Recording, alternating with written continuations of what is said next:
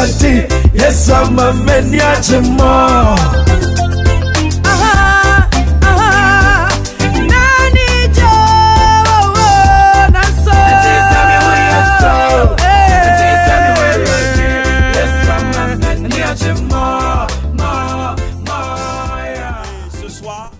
J'aimerais que tout le monde se tienne debout. Nous allons recevoir l'évêque Denis de la Centrafrique pendant qu'il se déplace, pendant qu'il arrive. Est-ce que tu peux pousser des cris de joie? Acclame plus fort que ça. Acclame plus fort que ça pendant qu'il arrive. Pousse des cris de joie, acclame très fort le Seigneur. C'est bon, merci. Et si on s'unissait pour bâtir?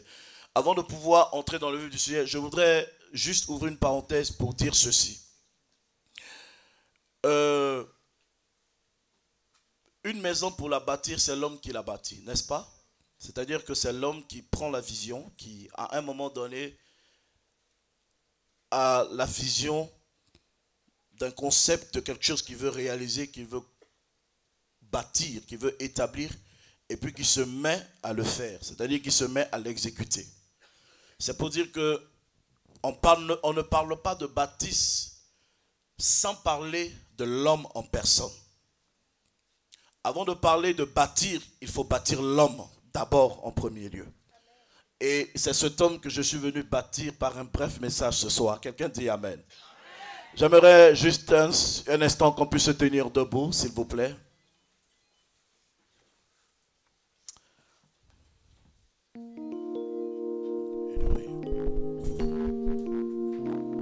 Lève les deux mains vers le ciel.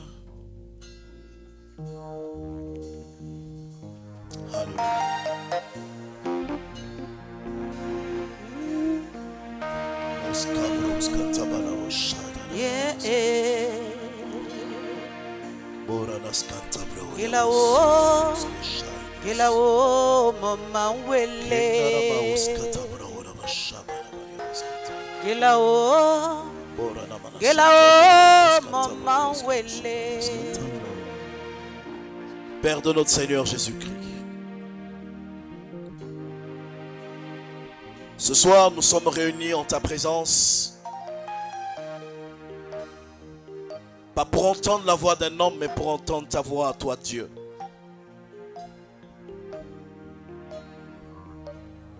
Celle qui nous donne le chemin de la vie éternelle. Et je sais que ce soir, cette rencontre n'est pas le fruit du hasard. Tu l'as planifié et tu as rendu ce jour meilleur parce que tu veux nous faire quelque chose. Tu veux faire quelque chose dans notre vie. Alors que mon cœur était serré lorsque j'entrais dans cette maison et que ma foi s'élève vers toi pour appréhender quels sont les présages. Quel est le signe qu'annonce le nouveau présage de cette saison? J'entends une voix qui descend du trône de Dieu et qui dit c'est le temps de la restitution. Parce que l'Éternel a décidé de lever une génération d'hommes et de femmes. Une génération d'hommes et de femmes avec des valeurs surnaturelles qui vont impacter leur environnement et laisser des traces indélébiles. C'est pourquoi ce soir, je viens t'inviter au milieu de cette assemblée, Saint-Esprit de Dieu. Don du ciel, sois répandu au milieu de nous, afin que ta parole soit prêchée en toute liberté. Alors que je me tiens derrière ce pupitre ce soir pour proclamer ta parole, je prie que tous mes droits d'onction prophétiques bibliquement établis me soient reconnus. Préserve-moi de toute imitation de ton onction sainte et accomplis en moi les œuvres de ta grâce. Exerce mes mains au combat et que par l'accomplissement de ta parole, des miracles soient opérés. L'aveugle voit, le sourd entend, le muet parle, le paralytique se lève et marche ce soir. Le sida quitte les corps, les cancéreux sont guéris. La femme stérile accouche au nom de Jésus-Christ. Je proclame le règne de Dieu dans cette salle. Saint-Esprit, je te promets toute la gloire de cette réunion. Et nous voulons recevoir ta présence par des tonnerres d'acclamation au nom de Jésus-Christ. Amen. Amen. Veuillez vous asseoir. Nous allons prendre rapidement notre Bible dans le livre de Genèse chapitre 8 à partir du verset 11 à 12. La colombe revint vers lui sur le soir. Et voici qu'une feuille d'olivier arrachée était dans son bec. Noé sut ainsi que l'eau avait baissé sur la terre. Il entendit encore 7 autres jours. Puis il lâcha la colombe, mais elle ne revint plus vers lui. Je relis la parole. La colombe revint sur lui le soir. Et voici qu'une feuille d'olivier arrachée était dans son bec. Noé sut que l'eau avait baissé sur la terre. Et il attendit encore 7 autres jours, puis il lâcha la colombe. Mais elle ne revint plus vers lui. Quelqu'un dit amen à la parole. Je lis le texte de façon séquentielle, je vais vous relater l'histoire. Pourquoi j'ai juste pris cette partie? Parce que c'est le texte de base, le verset de base sur lequel je voudrais qu'on puisse poser les fondements de tout ce que nous allons développer ce soir par la grâce de Dieu. Alléluia. Amen.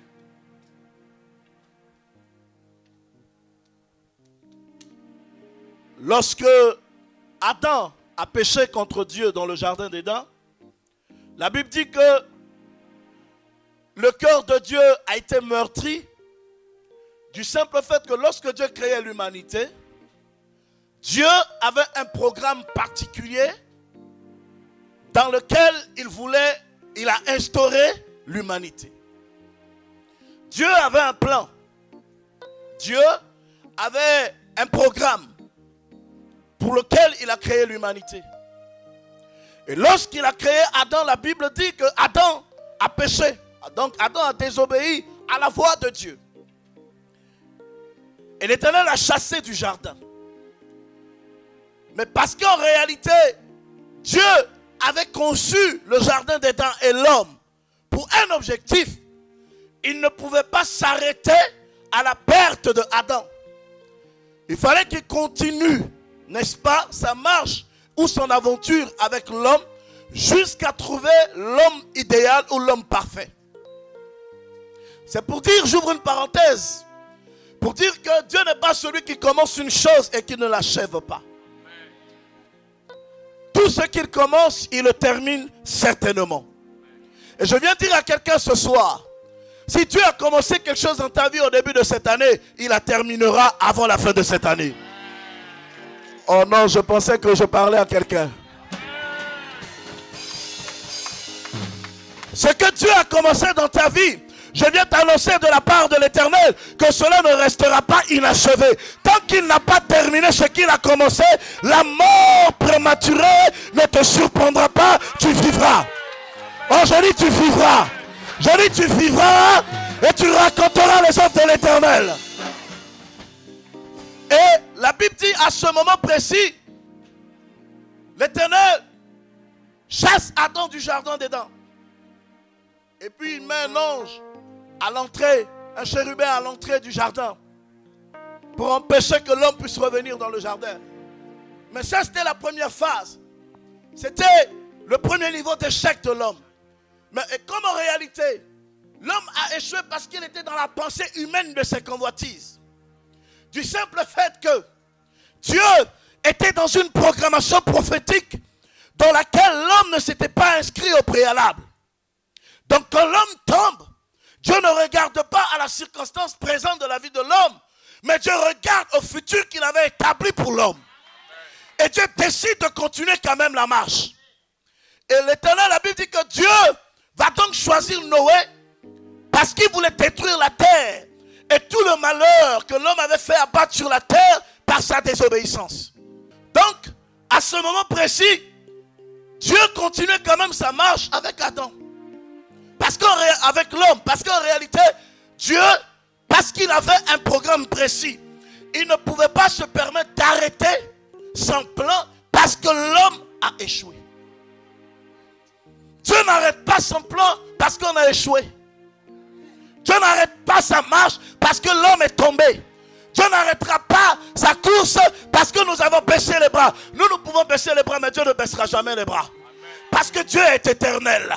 Avant de commencer une chose, il a déjà vu la fin de la chose. Il sait que l'homme tombera, mais il suscitera une nouvelle génération des hommes et des femmes qui reprendront le relais de ceux qui étaient tombés pour pouvoir continuer la marche.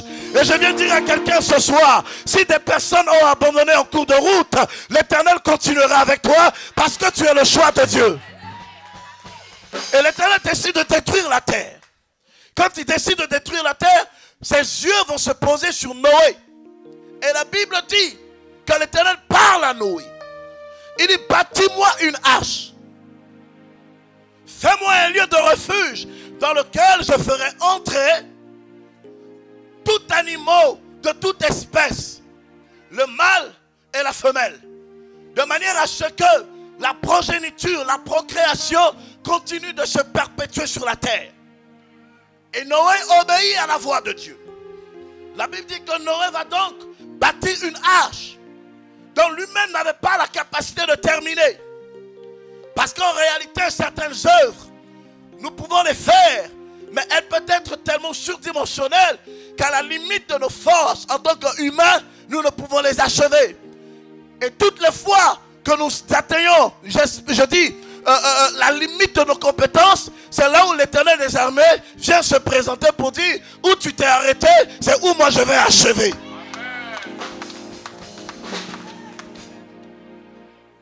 En réalité, lorsqu'on parle de bâtir, l'urgence, ce n'est pas les murs ou les fondations que nous mettons. L'urgence, c'est quelle est la conception que l'architecte a fait de la maison. Parce qu'en réalité, on ne bâtit pas une maison sans plan. Je parle à quelqu'un. Sinon, on part en chasse sans notre lance. Ou on part à la guerre sans nos fusils. Un bon architecte, lorsqu'il veut bâtir une maison, il prend son temps, il établit un plan. Et c'est en fonction de son plan que les maçons élèvent les murs.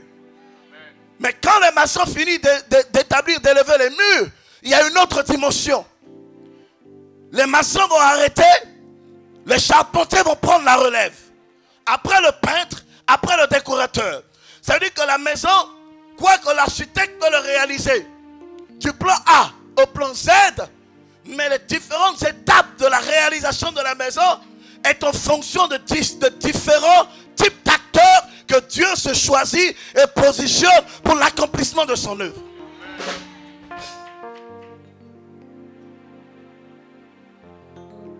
Et Dieu donc décide de sauver Noé. Parce qu'en réalité, il vivait dans un environnement où le mal était. Donc par conséquent, Noé n'était pas le candidat idéal. Mais Dieu, la Bible dit, il était juste devant l'Éternel. Donc Dieu a juste regardé cette force qu'il avait et Dieu l'a choisi. Du simple fait qu'au milieu d'une génération qui était dépravée, perverse, qui avait perdu la raison, qui avait perdu la crainte de Dieu, Noé a gardé le minimum de la crainte de Dieu. Cela a suffi à Dieu de poser son regard sur Noé et de le distinguer parmi plusieurs de sa génération. J'ouvre une parenthèse pour dire, chaque génération est marquée par un homme. En réalité, Dieu n'a pas créé de suiveurs sur la terre. Chaque personne que Dieu a créée est un leader. Dieu n'a pas créé d'accompagnateur de destinée. Tu peux être un compagnon de destinée, mais tu n'es pas un accompagnateur de destinée. Est-ce que je parle à quelqu'un? C'est-à-dire que tu peux marcher avec une personne, mais tu n'es pas son accompagnateur. Vous êtes des compagnons. C'est pour dire que chaque personne est née avec une étoile particulière. C'est pour dire que chaque personne est née avec une destinée particulière. C'est pour dire que chaque personne est née avec une valeur surnaturelle. Chaque personne est née avec des capacités et des potentiels extraordinaires.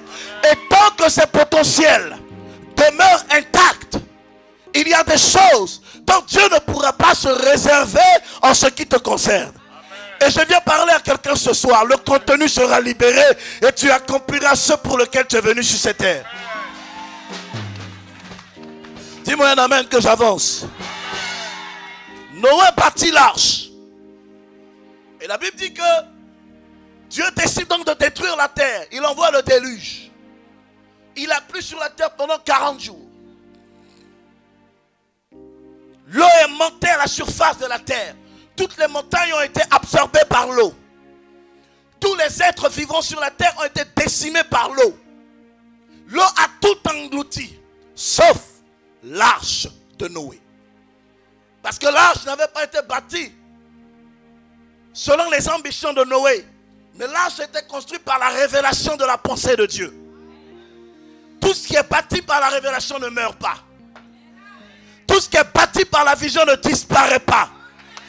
Tout ce que Dieu a établi par la révélation, par la vision, demeure éternel. Des hommes peuvent tomber à gauche, ils peuvent tomber à droite, mais ce que Dieu a établi ne tombera pas. Et je viens dire à quelqu'un que tu ne tomberas pas. Dans ta famille, tu ne tomberas pas, parce que c'est Dieu qui t'a établi. 1000 tomberont à ton côté, 10 000 tomberont à ta droite, tu ne seras pas à terre, parce que c'est l'Éternel des armées qui t'a établi. Tu dis amen que je pousse un peu. Et lorsque l'eau, Dieu a constaté qu'il a fini d'exécuter le plan pour lequel il a décidé de racheter l'humanité. Parce qu'en réalité, chacune des vies, je considère et je parle en présence d'un grand docteur de la parole qui est notre Père, chacune des vies des êtres vivants que Dieu a exterminés par le déluge, par le jugement de l'eau, était une offrande de rachat pour la vie de Noé. Donc quand Dieu a décidé de détruire l'humanité, il a fini de détruire l'humanité, en offrant en sacrifice la vie de l'humanité pour sauver celle de Noé, qu'il a trouvé juste, que lui-même il a justifié dans sa souveraine et divine pensée. La Bible dit à ce moment précis que le déluge, l'Éternel se souvient de Noé et la pluie s'arrêta. Il ferma le ciel et la pluie s'est arrêtée. Quand la pluie s'est arrêtée, la Bible dit que Noé a attendu quelques jours après. Il a commencé un certain exercice. Dit exercice. Le premier exercice, il a lâché un corbeau.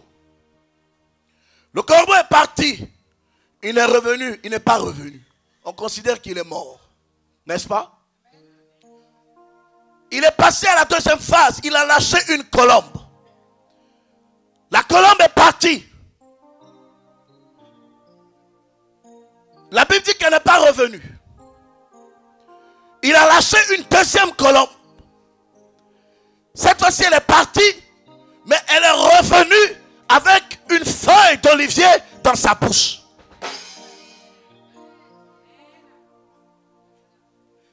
Dis amen que j'arrive. La Bible dit qu'à ce moment précis, la colombe revient avec une feuille d'olivier dans sa bouche. Lorsqu'il revient avec la feuille d'olivier, la Bible dit Noé l'aperçut à son retour. Et Noé le localise, Noé récupère et Noé a compris que l'eau avait baissé à la surface de la terre. La Bible dit, cela n'a pas suffi encore à Noé. Il a voulu faire une quatrième expérience. Il envoie la colombe pour une quatrième fois. Cette fois-ci, elle est partie, mais elle n'est plus revenue. Et ce soir, je voudrais vous parler de la colombe, de l'arche de Noé à l'épaule de Jésus-Christ. Ce qui a été le christianisme qui a été bâti par Dieu le Père lui-même, après que l'humanité fut rachetée du déluge de Noé. Vous savez, par explication, la colombe est désignée dans le Nouveau Testament comme le symbole du Saint-Esprit. N'est-ce pas? Mais pourtant, dans plusieurs textes de la Bible, la colombe a eu plusieurs facettes, sinon plusieurs identités. Dis colombe. Elle est présentée dans le psaume, chapitre 55, à partir du verset 7, verset 7, 8 et 9, comme un oiseau qui fuit face à la tempête. Le psalmiste présente la colombe comme un oiseau qui fuit face à la tempête. C'est-à-dire que face à l'adversité, il s'éloigne, il tourne le dos. C'est pour dire quoi? C'est pour dire que dans le leadership des hommes, dans notre génération, que Dieu a suscité pour élever son royaume, pour élever son nom au-delà de certaines frontières. Au jour d'aujourd'hui, dans nos églises, on retrouve certains leaders. Je parle de leadership, donc je parle de l'église. Quand je parle de leader, je ne parle pas forcément des hommes de Dieu. Ne vous regardez pas la tête. Parce que ce soir, nous sommes tous des leaders. Amen. Alléluia. C'est dans ce type-là que je parle. Je parle d'un leadership, je dirais, généralisé. Parce qu'après ce programme, vous comprenez pourquoi je vous parle des leaders. Pourquoi j'ai choisi de parler du leadership de la Colombe. J'ai voulu parler du leadership de la Colombe parce que j'étais un manager. Quand j'ai croisé un leader, je suis devenu un leader. Amen. Manager, c'est différent de l'idée, comme on le dit. Manager, c'est différent de l'idée. Et je suis venu ce soir pour que cette église, parmi tant d'autres dans cette nation, soit une église leader. Amen.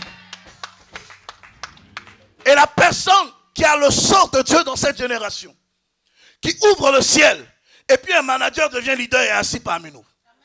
C'est pourquoi, quand je vais terminer, c'est le Père qui prendra le micro pour ouvrir le ciel sur notre vie.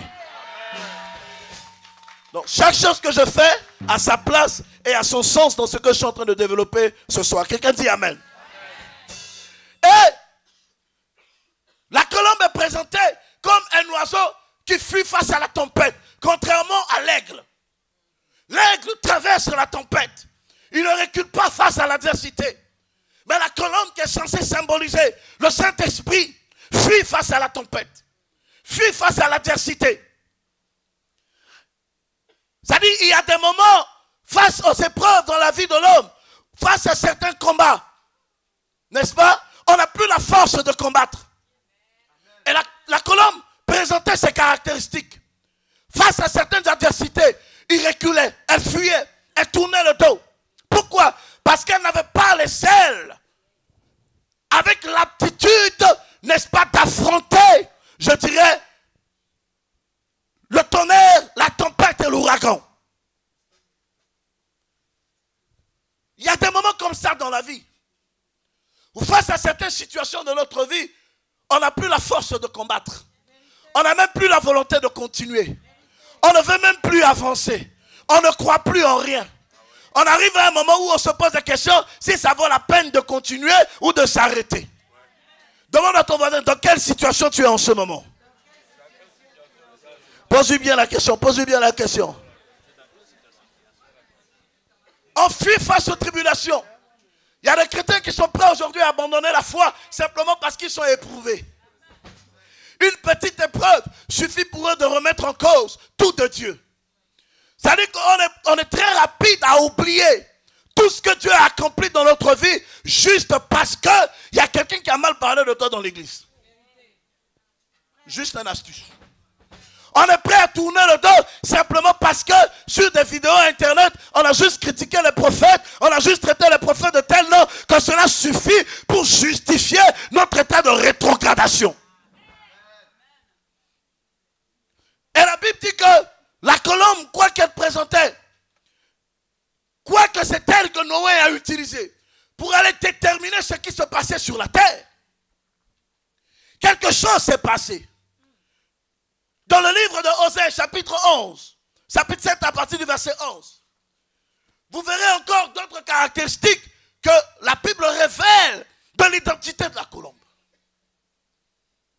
Elle est présentée comme un oiseau stupide. Contrairement au corbeau. Le corbeau était l'oiseau, contrairement aux doubles images qui avaient nourri Élie dans le désert. Mais la colombe, la Bible dit que lorsque Noé a envoyé la colombe, là, le corbeau n'est pas revenu. C'est pour dire que le corbeau a échoué à sa mission. Même si plus tard, Dieu va le réutiliser pour nourrir son serviteur. Come on. Alléluia. Même si plus tard Dieu va l'utiliser pour aller nourrir son serviteur. C'est la preuve qu'il n'y a que Dieu seul qui a la capacité de rejeter un homme ou de garder un homme. C'est pour dire qu'à un moment donné, Noé pouvait avoir le jugement de la personne du corbeau. Mais cela ne portait guère à l'Éternel. Puisque plus tard, Dieu va l'utiliser. Donc les hommes peuvent avoir leur opinion de ta personne. Mais c'est l'opinion que Dieu fait de ta personne qui est la plus importante. Les hommes peuvent avoir le regard de ta personne. C'est le regard que Dieu a sur ta vie qui est le plus important. Ce n'est pas ce que les hommes pensent de toi qui fait de toi ce que tu es. C'est ce que Dieu pense de toi qui fait de toi ce que tu es. Quelqu'un ne m'a pas dit amen, hein? Donc à ce moment précis, ici, dans Osée, la colombe est présentée comme un oiseau stupide, sans intelligence, qui ne prend pas conscience de sa situation. Et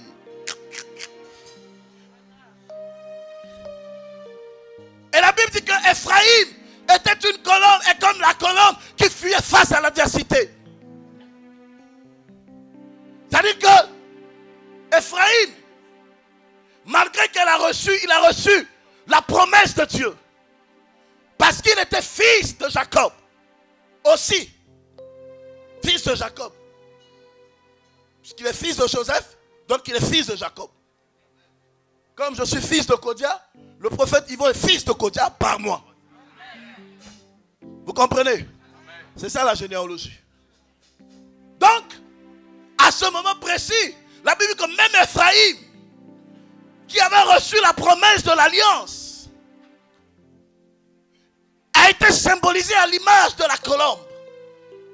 Et il pouvait, n'est-ce pas, fuir face à l'adversité. La Bible dit que la colombe a volé comme un oiseau stupide, sans intelligence, sans repère, qui n'avait pas la conscience complète de sa situation. Il y a des moments comme ça dans la vie, où certaines faiblesses nous éloignent de Dieu. Il y a des moments dans la vie où certaines situations nous éloignent du Seigneur. Il y a certaines situations dans la vie où notre foi se refroidit naturellement. Malgré les promesses de Dieu dans notre vie, on perd la confiance en nous. Malgré les promesses de Dieu, l'alliance de Dieu pour notre maison, on perd la foi. On a le sentiment que le ciel est fermé sur nous. On a le sentiment que la terre est fermée en bas de nos pieds. On a le sentiment qu'on n'existe nulle part. Mais j'ai le plaisir de vous annoncer, tout ça n'est qu'une facette. Tout ça n'est qu'un visage. Quand j'ai lu ce texte et j'ai commencé à étudier la nature de la colombe, quand j'ai commencé à parcourir la Bible, j'ai failli en être choqué. Parce que je n'ai pas compris pourquoi un oiseau, un animal qui symbolise le Saint-Esprit, soit caricaturé dans l'histoire de la Bible comme étant un oiseau qui n'avait aucune signification. Comme quoi il y a des personnes dans la vie qui ont plein de valeurs, mais à cause des circonstances de leur vie, elles ressemblent à des personnes qui n'ont aucune valeur. Comme quoi, il y a des personnes dans la vie qui sont partées de diplômes, mais le système social dans lequel on évolue, il n'y a pas de travail pour toi. Comme quoi, il y a des personnes dans leur famille qui étaient leaders hier, aujourd'hui, à cause de la politique, se retrouvent derniers. Je viens t'annoncer, ce n'est qu'une facette de ta vie. On dit à quelqu'un, ce n'est qu'une facette, ce n'est qu'une facette. Comme un oiseau stupide, sans intelligence, qui ne prend pas conscience de sa situation. La Bible dit, Ephraim fuyait à Dieu, fuyait face à Dieu, alors qu'il oubliait que Dieu seul pouvait le sauver. Je voudrais bâtir l'homme ce soir, parce que c'est l'homme qui bâtit la maison. Je voudrais dire à quelqu'un, ma foi ne doit pas être bâtie sur des choses éphémères. Ce que je vois passe. Ce qui demeure, c'est l'amour de Dieu dans mon cœur. Quelqu'un n'a pas dit amen. Peut-être que je vais choquer ton intelligence ce soir. L'argent peut passer. Les richesses de ce monde peuvent passer. Mais la seule chose qui ne passera pas, c'est la parole de Dieu.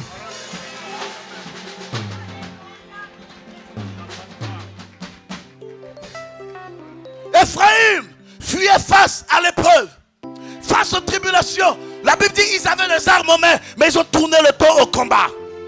Pour quelle raison? Simplement parce que Ephraim n'avait pas l'assurance dans le Dieu de ses pères.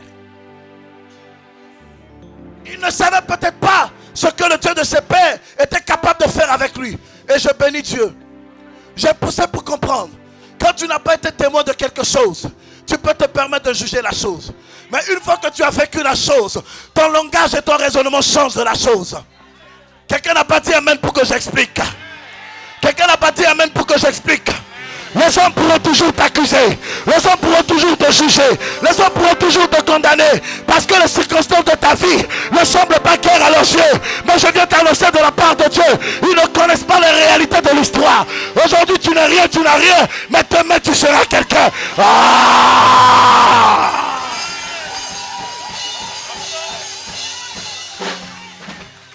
Tu n'as pas de papier aujourd'hui, ça c'est une réalité.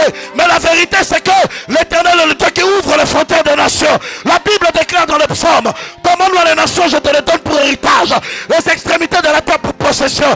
Dieu m'a donné la Côte d'Ivoire, il m'a donné la Centrafrique, il me donnera la France.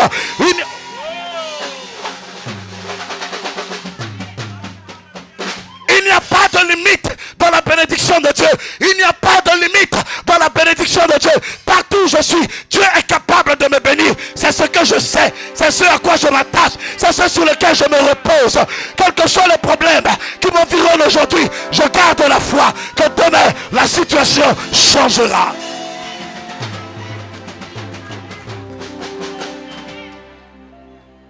Elle n'avait pas de conscience. Un homme qui n'a pas de conscience ne peut pas manifester de science.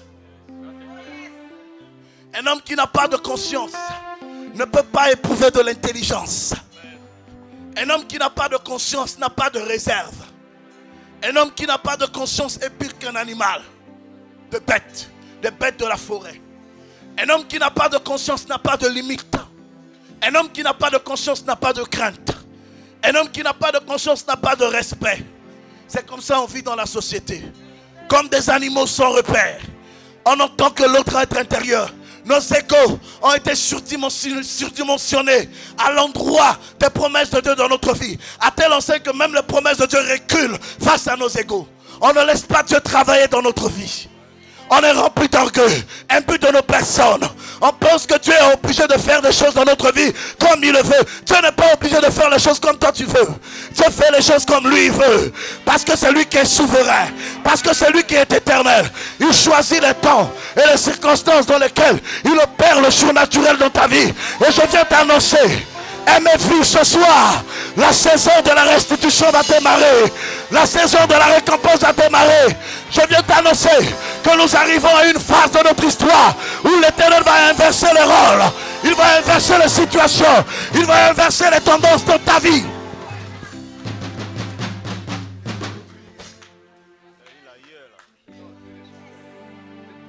Au contraire, la Bible dit que Ephraim vieillissait, mais n'en prenait pas conscience. Ses ennemis dévoraient sa force. Il y a bien des moments dans la vie où tu ne t'en aperçois pas. Il y a bien des moments dans la vie où tu n'en prends pas conscience. Tu prends de l'âge, mais rien ne s'opère dans ta vie. Les promesses de Dieu sont là. Tu as l'impression qu'elles sont suspendues au-dessus de ta tête. Des autres arrivent, elles se marient. Mais toi, tu les accompagnes tous les jours à la mairie. Tu chantes pour eux. Tu adores Dieu pour eux. Mais rien ne se passe dans ta vie. Il y a bien des moments où tu constates l'absence du résultat. Tu as le sentiment que tu travailles pour rien. Tu travailles pour enrichir un système. Tu n'arrives pas à économiser. Tu n'arrives pas à te bâtir un projet d'avenir. Parce que tu as le sentiment que Dieu t'a abandonné. Mesdames et messieurs, j'ai le plaisir de vous annoncer: le Dieu que Denis Bakoma prêche est celui qui n'abandonne pas. Ton père peut t'abandonner, ta mère peut t'abandonner, les politiques peuvent t'oublier dans une chambre d'hôtel, mais l'Éternel des armées ne t'oubliera pas. Dis-moi un amen que je pousse un peu.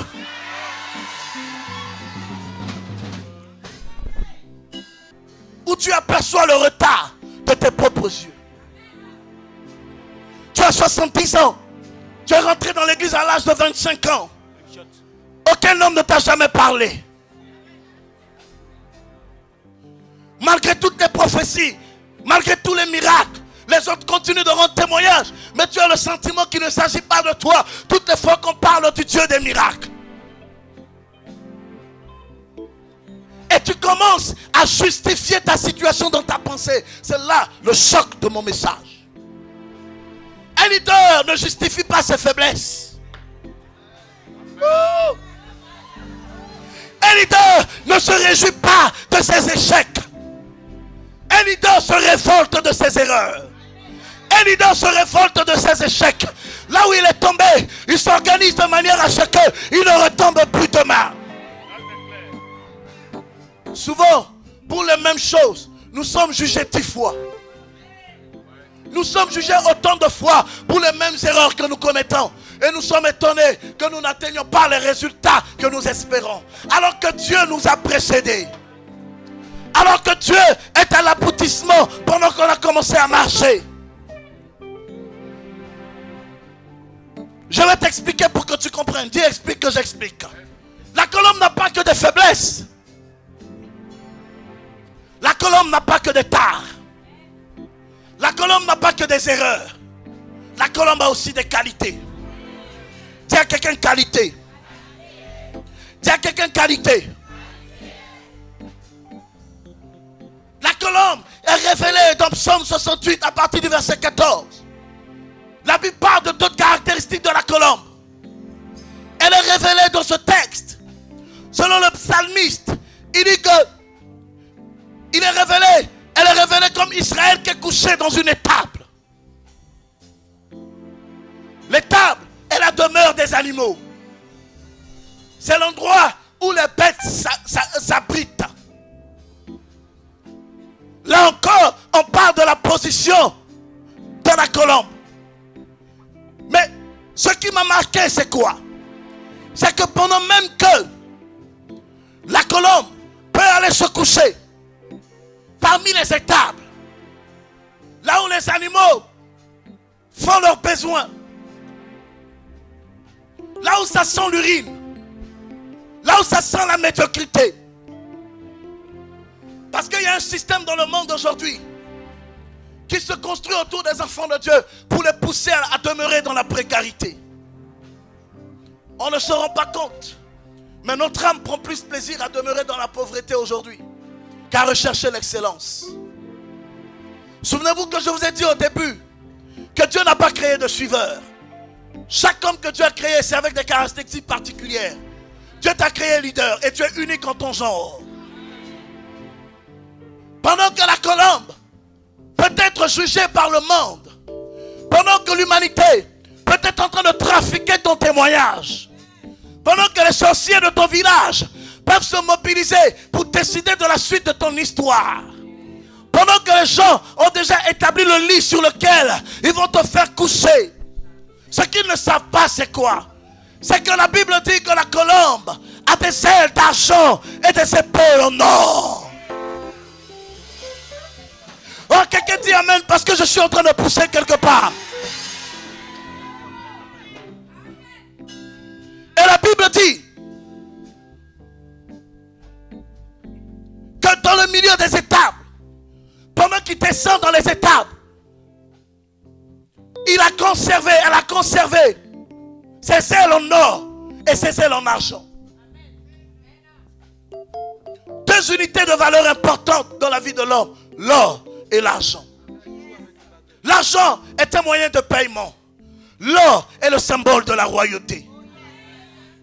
Ça peut dire quoi? Pendant que la colombe se faisait rejeter, du fait qu'elle n'apportait pas le résultat espéré, tout le monde pouvait le juger.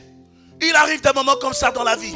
Parce que tu n'as pas apporté le bon résultat, que tout le monde peut te juger. Tout le monde peut penser ce qu'il veut de ta personne. Tout le monde peut commencer à médire de toi. Ta famille peut t'abandonner. Les hommes peuvent te rejeter. Les hommes peuvent t'accuser à tort ou à raison. Que tu aies fait, que tu n'aies pas fait. Le monde se soulève contre toi. Le monde se soulève contre toi. Et dans ces moments où tout semble flou dans ton esprit, c'est là la Bible dit que la Bible va pousser pour révéler les autres caractéristiques de la colombe. Alors que la Bible dit qu'il se cachait dans la fente du rocher. Quand le vent soufflait, quand la tempête soufflait, la colombe allait se cacher dans la fente du rocher. Pourquoi? Parce que la fente du rocher, la fente par définition est une ouverture entre un espace. Il allait se cacher dans le Seigneur. Parce que Jésus-Christ est le rocher des âges. Toutes les fois que la colombe n'avait plus de repère, elle trouvait un repère en Jésus. Pour quelle raison? Demande-moi de t'expliquer que je t'explique. La colombe est partie se fondre dans la fonte du rocher avec les ailes en or et les ailes en argent. Et on n'a plus parlé d'elle jusqu'au jour où Jésus arrive sur la terre. Quand Jésus va naître, la Bible dit que Jean le Baptiste devait le tremper dans l'eau pour que ce qui avait été annoncé soit accompli. Il dit le signe par lequel, et l'archevêque le disait hier, tu le reconnaîtras, c'est quand la colombe descendra du ciel et viendra sur son épaule. Là tu reconnaîtras qu'il est le Fils de Dieu. Mais à quel moment la colombe s'est retirée de la fonte du rocher? Puisque la colombe a été cachée dans la fonte du rocher depuis un moment. La Bible dit que le Fils de l'homme est né dans une étable. Il est né dans la pauvreté. Il est né dans la souffrance. Là où les animaux se regroupaient pour chier, pour faire caca, pour faire leurs besoins. Où tous les bergers de l'humanité, les bergers de la terre venaient se rassembler. Rassembler les excréments de leurs brebis. C'est là, dans cette bergerie, que le Fils de l'homme est né. Et au moment où il est descendu dans les étables, il n'était plus un rocher. Parce que là, il avait pris le corps de l'homme. La colombe s'est retirée de lui lorsqu'il descendait dans les étapes, parce qu'il devrait y avoir un remplacement. La Bible dit que la terre était informe et vide, mais l'Esprit de Dieu se mouvait au-dessus des eaux, à la surface de l'abîme. Le Saint-Esprit a commencé à opérer sur les ténèbres de notre existence depuis avant la création du monde, lorsque Jésus devait arriver. Écoutez bien, je termine. Parce que ce soir, je vous dis que je suis venu vous pousser dans quelque chose. Pour que votre façon de regarder puisse changer. Votre manière d'appréhender puisse changer. Pour que vous compreniez que vous n'êtes pas né pour raconter les mêmes histoires. Mais vous êtes né pour partager des expériences en fonction de votre évolution. Chaque étape de ta vie doit évoluer. Chaque année de ta vie doit t'apporter une nouvelle expérience. Dieu ne t'attend pas au même résultat. Il ne t'évalue pas par rapport au même résultat. Il a beaucoup de choses à faire avec toi. Il attend beaucoup de toi. Dis à ton voisin, c'est moi qui l'attends. Et lorsque la colombe est descendue, la Bible dit qu'il est sorti de la fente du rocher. Parce qu'il ne pouvait plus rester caché dans la fente du rocher pendant longtemps. Il était appelé à opérer de manière visible. Donc tant qu'il restait dans la fente du rocher, personne ne pouvait le regarder. Quoique même, comme même il est dans la fente du rocher, elle était en sécurité. Mais elle n'est pas venue sur la terre pour être en sécurité. Elle est venue sur la terre pour donner la sécurité. Et elle ne pouvait plus se cacher dans la fente du rocher pendant longtemps. Elle est sortie de la fente du rocher. Et la Bible dit quand Jean a trempé Jésus dans l'eau, quand Jésus est sorti de l'eau, le ciel s'est ouvert. Parce que Dieu l'avait retiré dans les cieux et Dieu l'avait gardé auprès de lui. Et Dieu l'a libéré. Quand Dieu l'a libéré, tous ceux qui ne connaissaient plus sa position ont commencé à le remarquer. Parce que cette fois-ci, ce qui avait été annoncé devrait s'accomplir. Je viens dire à quelqu'un ce soir de la part de Dieu, ce qui a été annoncé doit s'accomplir. Je dis, ce qui a été annoncé doit s'accomplir. Ce qui a été annoncé doit s'accomplir. Même si le miracle tarde à venir, ça y est dans la fente du rocher. Tant qu'elle est dans la fente du rocher, elle est dans un endroit sûr. Elle quittera le ciel pour descendre sur ton épaule. La Bible dit la domination reposera sur ton épaule. Je viens parler à quelqu'un pour terminer. Il y a des choses que Dieu dépose sur notre tête. Il y a des choses que Dieu dépose sur notre épaule. Deux choses. L'argent, il peut le déposer sur notre tête. Mais l'or, il la dépose sur notre épaule. Parce que la royauté est sur notre épaule. Oh, lève-toi, dis à quelqu'un, la royauté est sur mon épaule. Dis ça bien, dis la royauté est sur mon épaule. Dis la royauté est sur mon épaule. Tu sais pourquoi Dieu met l'argent sur ta tête? Parce que c'est le symbole de la couronne. Et il n'y a que le roi qui porte la couronne. Tu sais pourquoi il met la royauté sur ton épaule? Parce que l'épaule est le symbole de la domination. Lorsqu'un roi marche, il marche la tête élevée. Il ne baisse jamais la tête de peur que sa couronne ne tombe. Quand il marche, il redresse son épaule de manière à ce que les symboles de ses galons soient mis à nu. Je viens parler à quelqu'un ce soir. Ne marche pas la tête baissée, quelles que soient les circonstances de ta vie. Ne marche pas la tête baissée, quelles que soient les épreuves de ta vie. Ne te compromets pas, quelles que soient les circonstances de ta vie. Parce qu'une chose est sûre et certaine, la chose est dans le ciel et elle viendra se poser sur ton épaule. Tu me dis amen, la grâce de Dieu arrive dans ta vie.